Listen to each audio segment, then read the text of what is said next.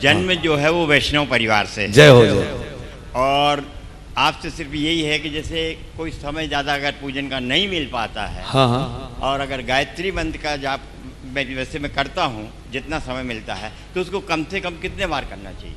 देखिए कम से कम एक माला तो करें, एक माला कम से कम है।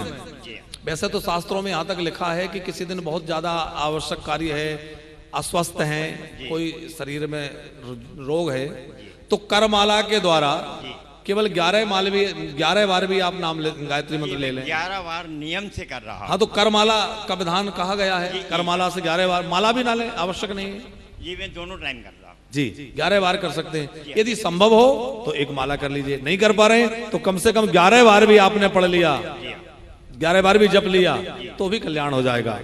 मंत्र किसे कहते हैं? जो मनन करने वाले का त्राण कर दे, तार दे। जी।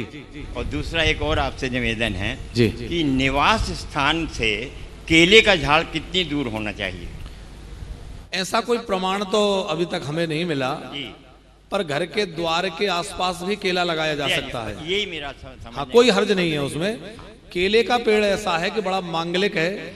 हम केले के जो बंधनवार लगाते हैं, प्रायः पूजनों में केले के पत्ते को मंडप बनाते हैं, तो केले का पेड़ तो बड़ा शुभ है।